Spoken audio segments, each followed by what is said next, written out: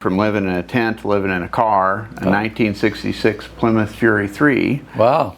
Had a big back seat. Wow. Y'all were moving on up, weren't you? We were moving all up, and then one time this was back in the day, but they went on strike, and that used to get pretty rough, and we had some guys try to break in the car, and they had a gun, and I got shot. Oh my goodness. Yeah. Whoa.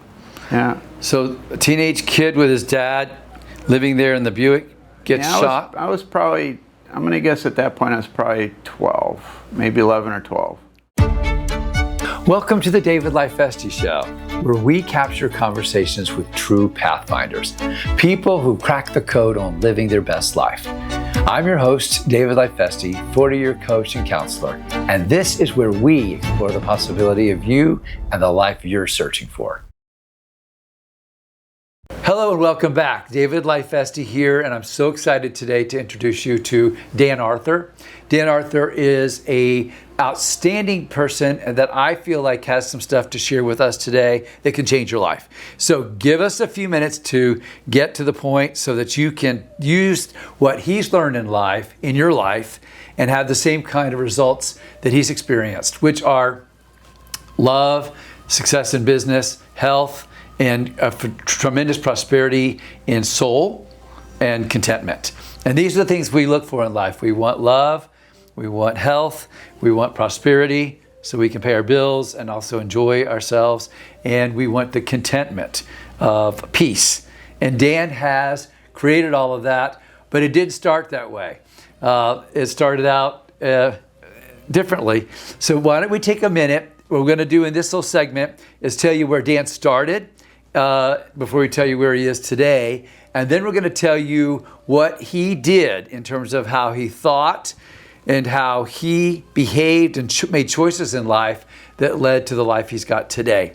So Dan, welcome, and thank you for coming by, and I appreciate it so much. So tell me about how your life started, what you were working from, so that when we talk about where you are today, it can put everyone kind of aware of what a difference that is.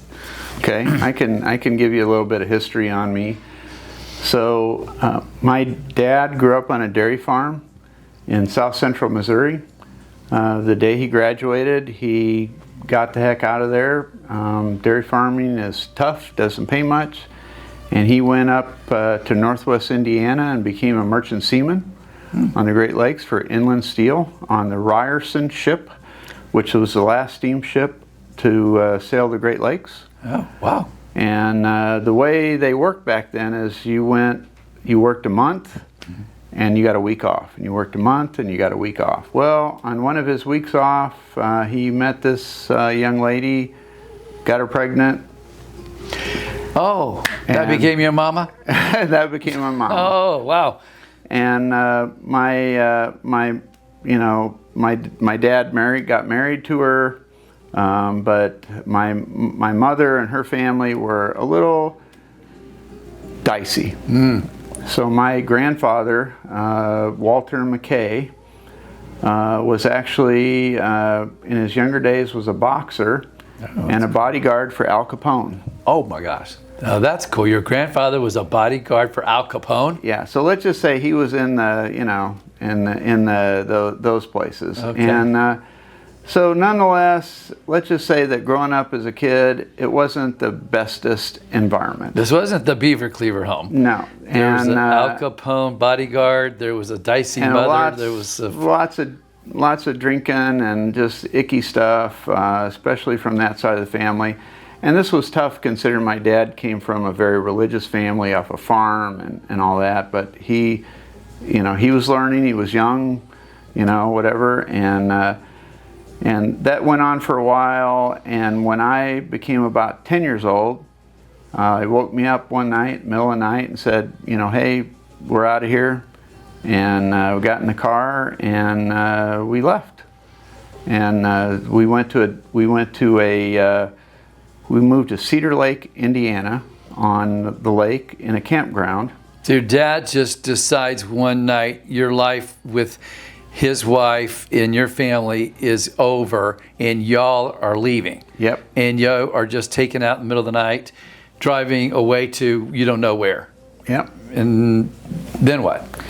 So we got a tent, set it up at the campground on Cedar Lake, and that's where we lived for, I don't know, a year or so. It's kind of hard for me to know exact time frames or whatever, but he was still working as merchant seaman, so I was 10 or 11, got out of going to school for a couple of years. So Dad just basically decides we're not doing what we've been doing here with your mother. Which was not good. Because it was real bad.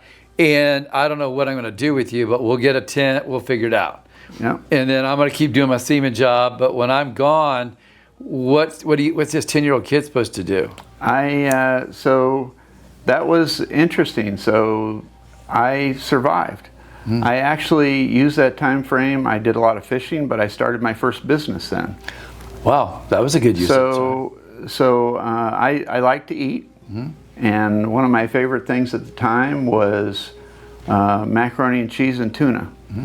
So I created a farm selling nightcrawlers, and I also went to this tire store and got a 5-gallon bucket of lead weights, and I melted them, which was really good, melting lead and lead-based paint, all that kind of stuff, like very healthy for you. And I made sinkers.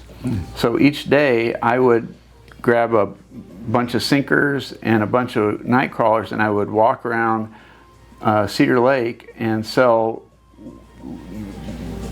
lead weights and night crawlers to mostly they were guys that were fishing, trying to catch fish so that they could feed themselves and their families. But that would generally give me enough money to go buy a couple boxes of macaroni and cheese and some tuna so that I could come back to the campground, and I ate carp. Mostly that's what you caught in Cedar Lake at the time, and macaroni and cheese and tuna. But the thing that was really neat to me is these guys showed me how to clean a carp so that it didn't taste terrible. So that was awesome. And because carp, if you just eat a carp and you clean it like you do a trout or whatever, it's like you can't eat it. And so later we'll share the recipe that Dan has learned from the guys at the Cedar Lake on how you too can make carp taste good. But what I'm hearing is this approach that you had to life when you were left to your own devices. Instead of getting into trouble, or instead of getting bored, or instead of causing other people problems because you wanted them to take care of you, maybe by robbing people or maybe doing something that was illegal, you started taking the resources around you and you figured out ways to leverage that. So you just started fishing and creating money for your dinner, which you appreciated with the tuna and the macaroni, and you figured out how to make the carp taste good, and you figured out how to make friends with these dudes, and you created a life for yourself, of survivor. Absolutely, and I'll say this is, we're in this time where everybody thinks that everybody's icky. I've always been at a time where as long as you're a kind person, I don't care who you are. But these guys were my only friends, and so they'd see me coming and it was like, Dan, and it was good. But I learned to do that. I would sit there and talk to them and ask them about their lives. And this is when I was like a little kid. Oh, wow. Wow. This brings us into, part of my book's acronym, O.A.S.I.S, is a kind of a theme. Yes. You're like a profile poster boy of. The O of O.A.S.I.S is about being open, and the A is about being analytical. That's to be curious and analyze and sense, and then the I is to ideate and investigate, and the S is to then bring shift that comes from that. As a 10, 11-year-old, you were innately working the O.A.S.I.S approach to life in a way that really brought about what eventually has become this life that we're going to talk about in a minute, which is you as a man who owns multiple companies, has a love of your life, wife, a beautiful home, wonderful, very successful children, fantastic friends, adventures all over the world. And that happened because you started by being open, being curious, and learning. And your learning happened just right there with the guys around the lake. And then I think you also said you started reading books and adding, that was another source of knowledge. So many. So I mean that went on for a while, but like my dad ultimately, decided it wasn't great to, leave a young kid a month at a time alone. And he got a job from, being on a merchant seaman to working at the Ford motor plant. And so then we went from living in a tent to living in a car, a 1966 Plymouth Fury 3. Wow. Had a big back seat. Wow. Y'all were moving on up, weren't you? We were moving all up, and then one time this was back in the day, but they went on strike, and that used to get pretty rough, and we had some guys try to break in the car, and they had a gun, and I got shot. Oh my goodness! Yeah. Whoa! Yeah. So a teenage kid with his dad living there in the Buick gets shot. I was probably, I'm gonna guess at that point I was probably 12, maybe 11 or 12. Wow! Wow! Yeah. This is like crazy. Like, who is living in a car at 12 years old and then ends up getting robbed or basically assaulted by people who break into the car, and then they shoot the kid? What the heck? Yeah, it was interesting, but that was, and then I can still remember being in the hospital, and the lady from the state came and asked me, it's like, what were you doing in that car? And I'm like, what do you mean? That's where we live. Mm-hmm. And I wound up going to foster care from there. Oh. So did I don't know, a year or so at foster care, and my dad was able to he hired an attorney, got a divorce from my mom, got custody of me. I can still remember the attorney saying, only 1 out of 100 kids wants to go with their dad, and only 1 out of 100 of those kids gets to. Wow. But I got to, and it turned out well, but it was certainly a learning experience. Mm-hmm. Like, one of the things, I'm a pacer. Mm-hmm. But the foster family, this was back in the day, and they used to have houses up in the Chicago area where they heated the houses with coal. So in the basement they would have a coal room. Mm-hmm. And so I used to get locked up in the coal room during the day, so I would just pace around in there. So now if I go to like a meeting or something, you'll see me I'm very bad at just sitting. Well, we'll see you basically pacing all over the city. You'll walk 8 that's to 10 why to that's 12. part of my walking. Yeah, that's kind of the way I think you cope, and that's amazing. Again, another sign of, okay, now we're in a coal room. We've been in a tent, a car, foster family houses, now in the basement of a house, in a coal room. Always figuring out how to adapt, how to respond to that. And each time you're finding a way to not let that keep you back, keep you down, or define you. And I think one of the main messages that I want to get across today, and that you are an example of as a person who has proven that it is possible, is that circumstances do not have to dictate our destiny. And they do not have to decide who we're going to be, and they're not to be used as excuses, or they will be material that will keep you down and keep you back. And so what happened with you is you took your circumstances, you found ways to talk to the fishermen and figure out how to fish and about life. And you read books, and you learned to somehow or another stay open with if you're in a coal room, keep moving. Wherever you are, keep moving, keep going, keep learning. And so eventually you found your way, I guess, to what, college? I mean, where did you go from there? Well, what happened from there is, my dad got custody, and we moved back to the farm, and my grandparents adopted me on a dairy farm. Mm-hmm. And that was what saved me. So my grandparents were Christians, they were hardworking, they grew up during the Depression, so they knew how to survive during very difficult times. and I you know, I've got degrees. I'm an engineer. I'm a geologist. All this stuff. But what I will still say today, what I get probably more about today and as helping me is I learned on that farm. I learned how to problem solve. My grandparents, if you would ask them a question, I would ask them, like, what's this tool with this wood handle and a big blade? It was a scythe.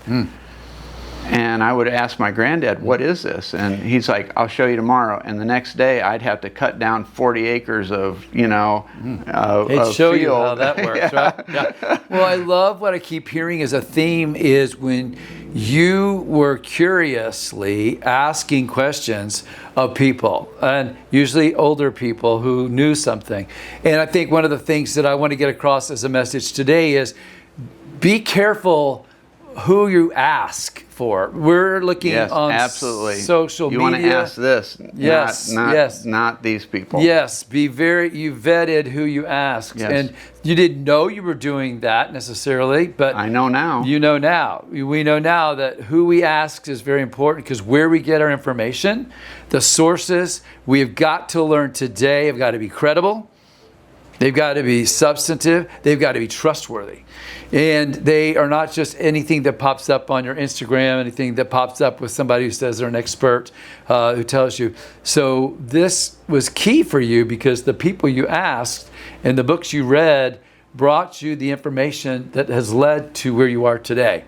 It informed you in ways that were accurately, effectively on point, or you wouldn't be in the place of prosperity that you live today. I agree, and today I think, you know, if I could, you know, jump ahead, those things that are most important is having confidence in yourself, persistence, but I still think one of the most important things in life is curiosity. You know, if you're not curious, you're lost. You're lost. You're keeping yourself small. You're keeping life small. And one of the more recent stories you told me about your curiosity, because you and I relate a lot to the fact that when we're traveling, when we're at the store, wherever we are asking people questions. And we are finding out that many, many people really have stories they want to tell. And they want to be known. And we're oftentimes the only person that is asking them. We're the only person, therefore, that is seeing their lives and is knowing who they are on this planet. And they have been now discovered. And they are we've seen them crying. We've seen them saying that no one's ever asked me that before. And that they now actually feel like someone cared about them. And it's a powerful thing that happens through that curiosity. You know, what is so powerful to me is that so many people, and I've done this so many times, David, is so many people have hidden things that they don't feel that they can tell someone. They've never told anybody. They've never told anyone. Yep.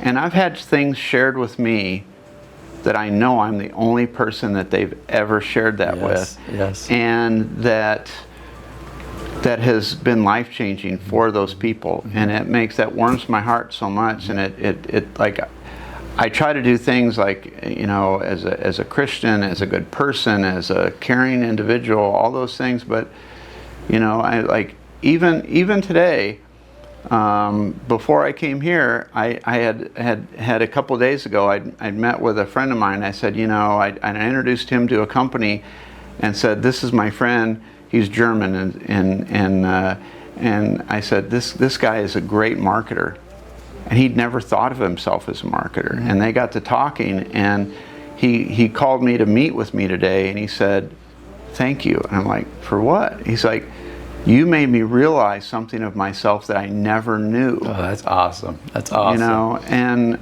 that's one of my biggest joys as well, is to help someone see themselves the way I see them. But that they don't even see it all. And until they've seen it, they can't own it, right? They can't really have confidence in something they don't see. And they can't therefore really go and stand up and show up in the world from that place of that talent, right? That ability.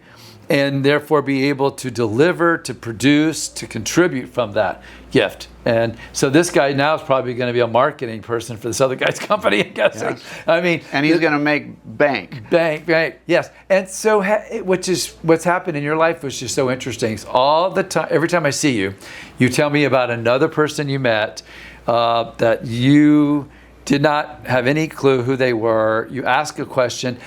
People start gathering around But you. I'm open about myself. Yeah. I don't hide. Yeah. I don't. We're talking here. You're hearing my, But when they do that, you have to break through people's ability to allow them to feel comfortable, yes, and safe. Yes, absolutely.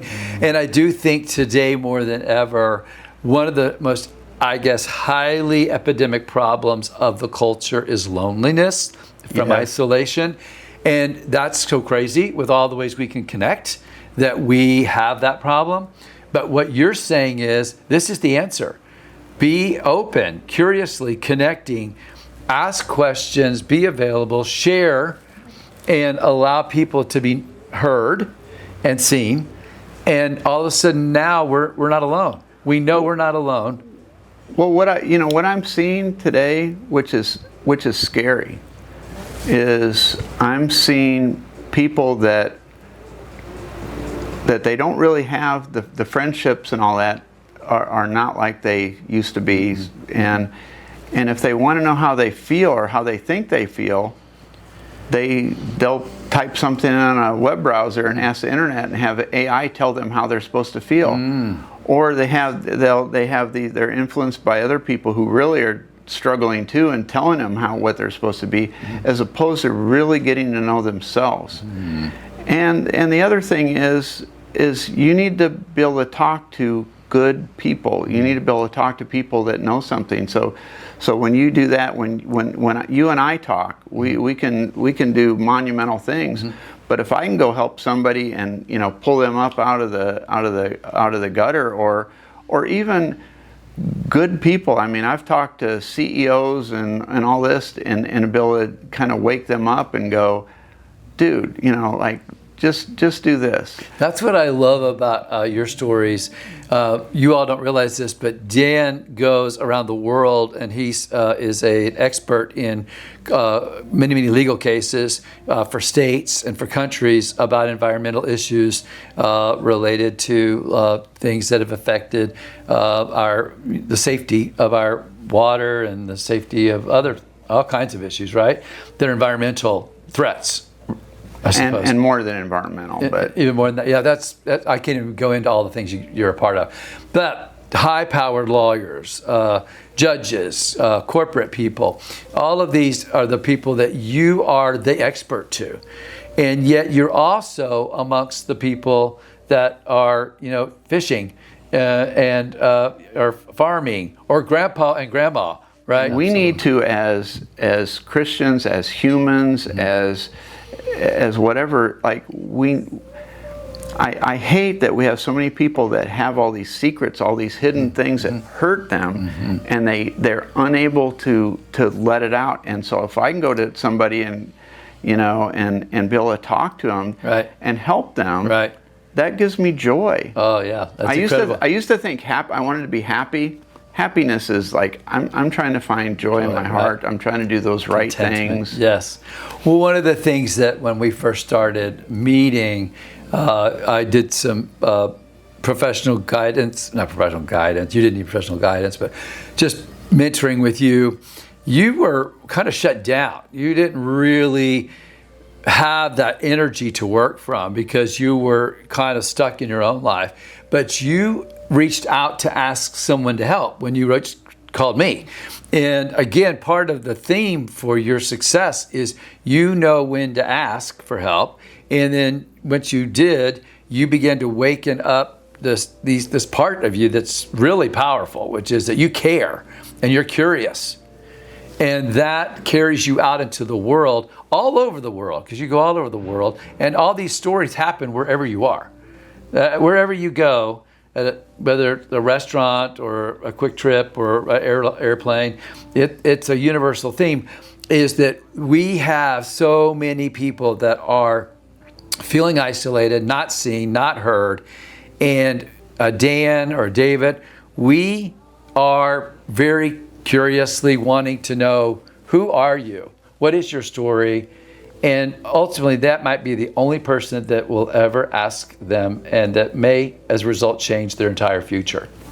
So if you in your life are feeling that way, be open to asking for help to get your energy going, but then be open to letting your curiosity start to connect with another human being.